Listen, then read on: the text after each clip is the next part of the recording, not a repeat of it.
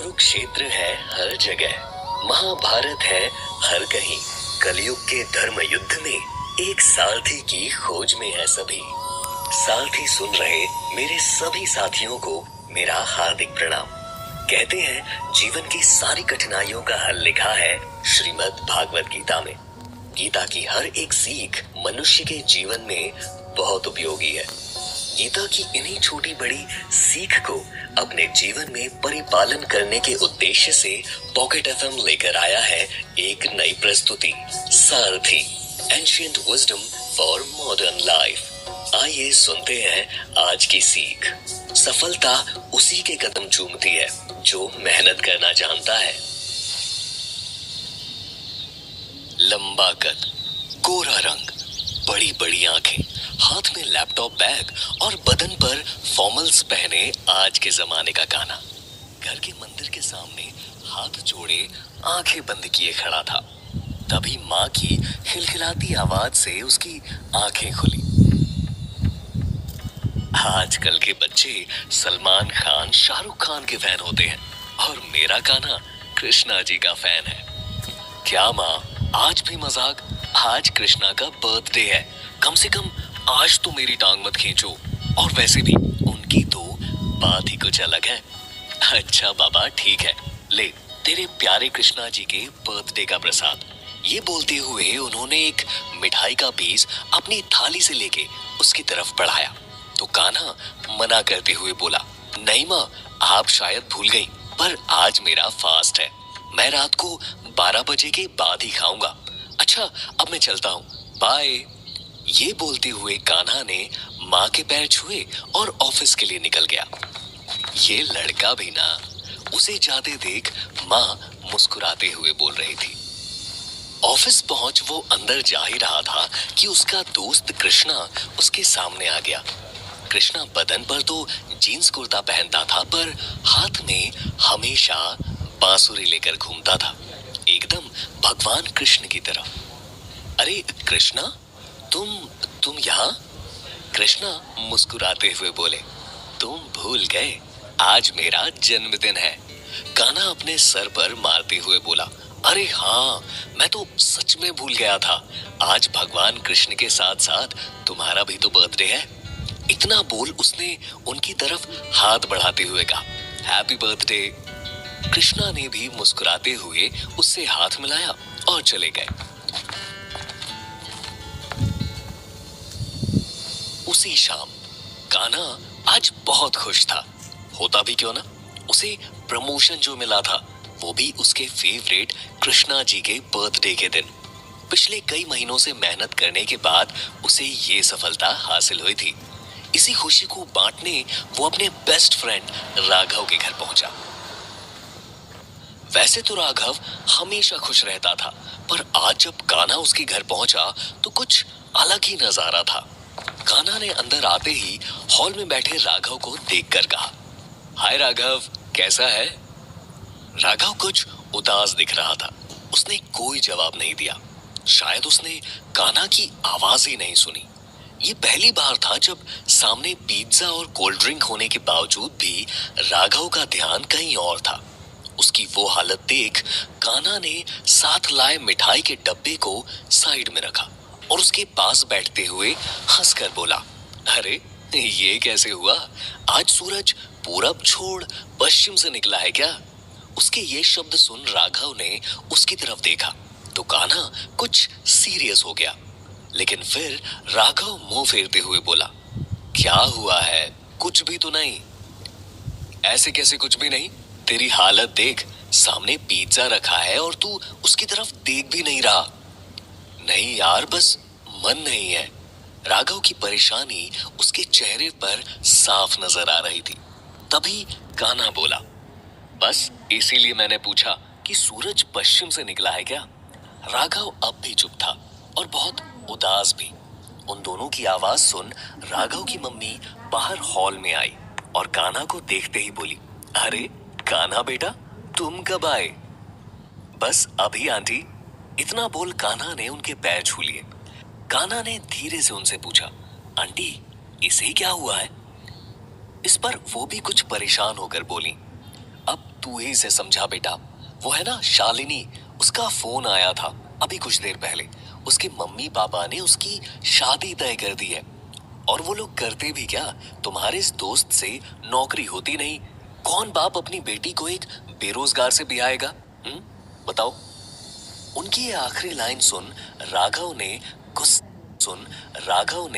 गुस्से से उनकी तरफ देखा तो वो कान्हा से बोली, तुम बैठो बेटा, मैं तुम्हारे लिए पानी लाती हूँ। ये बोल वो वहां से चली गई। कान्हा वापस राघव के पास आकर बैठा और उससे पूछने लगा, क्या हुआ राघव, मुझे कुछ बताएगा भी? उसके इतना बोलते ही राघव की आंखों में आंसू आ गए। उसने कान्हा को गले लगाकर कहा, यार मैं उसके बिना नहीं रह पाऊंगा। मुझे पता है वो मुझसे बहुत प्यार करती है, पर कभी कभी उसे पता नहीं क्या हो जाता है। अब मेरी जॉब के पीछे पड़ी है, पर मैं भी क्या करूं, कोई अच्छी जॉब मिलती ही नहीं। जहां भी ज्वाइन किया इतनी मेहनत करवाने लगते हैं कि आदमी का ब्लड प्रेशर हाई हो जाए और वो मर जाए। और फिर ऐसे थोड़ी ही ना होता है कि अगर मेरी जॉब न लगे तो वो किसी और से शादी कर लेगी। मैं उसे नहीं खो सकता यार, मैं मर जाऊंगा। उसके ये बोलते ही कान्हा ने उसे खुद से अलग कर डांटते हुए कहा, तू पागल हो गया है क्या? ऐसी बात सोचना भी मत। तू चिंता मत कर, मैं शालिनी से बात करता हूँ, वो मेरी भी दोस्त है, मेरी बात जरूर सुनेगी। अच्छा चल, अभी मैं निकलता हूँ। इतना बोल कान्हा ने उसे वो मिठाई का डब्बा दिया, पर उसे बताया नहीं कि ये मिठाई किस बात की है।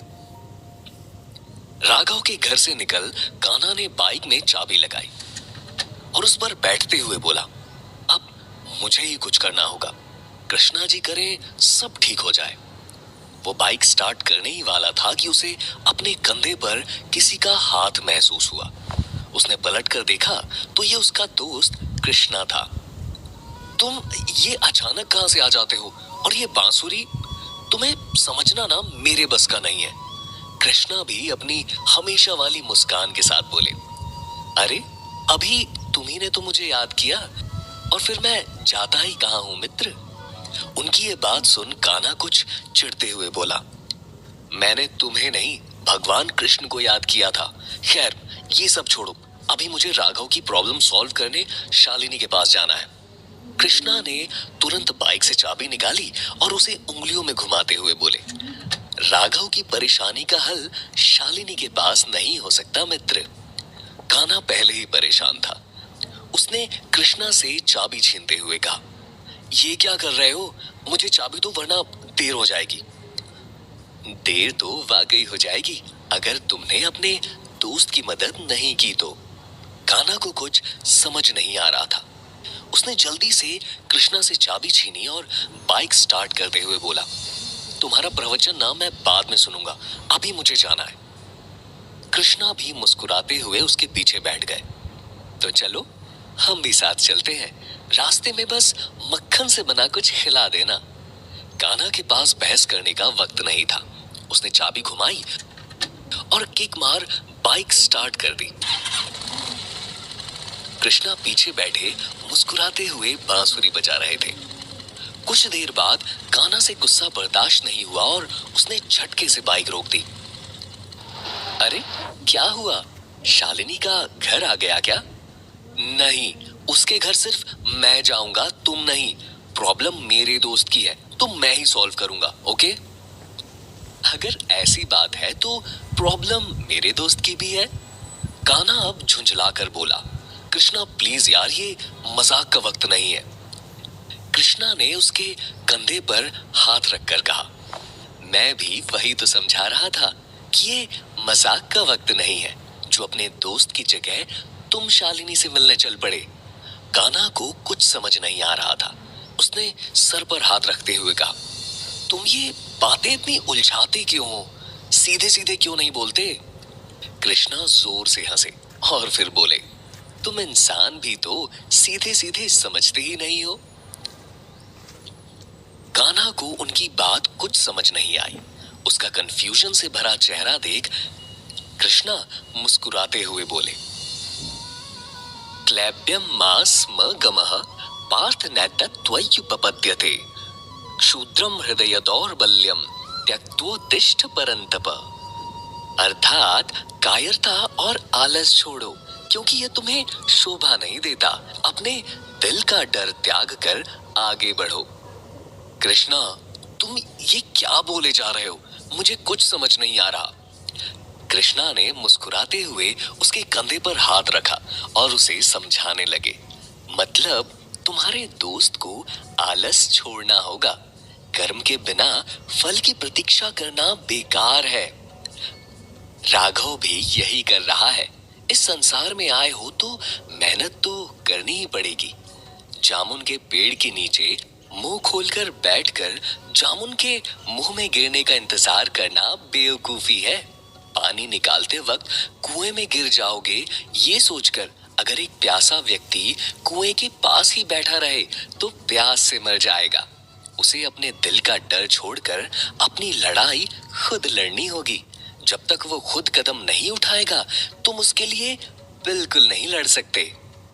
कान्हा को अब समझ आने लगा था कि कृष्णा उसे क्या समझाने की कोशिश कर रहे हैं। उसने भी सर हिलाते हुए कहा, तुम ठीक ही कह रहे हो कृष्णा। राघव को खुद शालिनी से बात करनी होगी और उनके रिश्ते और अपने करियर को लेकर सीरियस होना होगा। पर तुम ये सब मुझे सीधे सीधे कहते तो भी मैं समझ जाता। मैं क्या, अब तक तो मैं राघव को भी समझा चुका होता। इस पर कृष्णा तुरंत बोले, बस इसीलिए मैंने तुम्हें ऐसे समझाया ताकि तुम अपने दोस्त को भी ऐसे ही घुमा फिरा कर समझाओ, क्योंकि सीधे सीधे तो उनकी ये बात कान्हा ने पूरी की। हम लोगों को बात समझ नहीं आती, यही ना? और फिर हंसने लगा। ऐसा लग रहा था जैसे उसे खुद भी समझ आ गया था और राघव को समझाने का भी तरीका मिल गया था। तभी कृष्णा ने मुस्कुराते हुए कहा, अब मुझे कुछ माखन का खिला दो तो मैं भी जाऊं और तुम भी अपने काम पर लगो। उनकी इस बात पर कान्हा पहले हंसा और फिर उन्हें मिठाई खिलाने ले गया। मिठाई खाकर कृष्णा चले गए थे। उनके जाते ही कान्हा ने शालिनी को कॉल लगाया। हाय शालिनी, कैसी हो? उसकी आवाज सुनते ही शालिनी दूसरी तरफ से बोली, हाय, मैं ठीक हूँ कान्हा, तुम कैसे हो? उसकी आवाज में उदासी साफ झलक रही थी, जिसे समझते हुए कान्हा ने कहा, मैं जानता हूँ तुमने ये सब क्यों किया। तुम राघव को आगे बढ़ते हुए देखना चाहती हो, है ना? हाँ, पर तुम्हें कैसे पता? शालिनी अभी बोल ही रही थी कि कान्हा ने उसकी बात बीच में काटते हुए कहा, तुम वो सब छोड़ो और मेरा प्लान सुनो, क्योंकि तुमने जो किया उससे राघव सिर्फ उदास होगा, कुछ करेगा नहीं। शालिनी को कुछ समझ नहीं आ रहा था कि कान्हा को कैसे पता चला कि ये सब उसका राघव को सुधारने के लिए किया गया एक नाटक था। फिर भी उसने कहा, तो तुम ही बताओ मुझे क्या करना चाहिए। उसके बाद कान्हा ने उसे अपना पूरा प्लान बताया और अपने घर जाकर आराम से खाना खाकर सो गया। अगले दिन सुबह सुबह उसके घर के दरवाजे पर जोर जोर से किसी के खटखटाने की आवाज आई।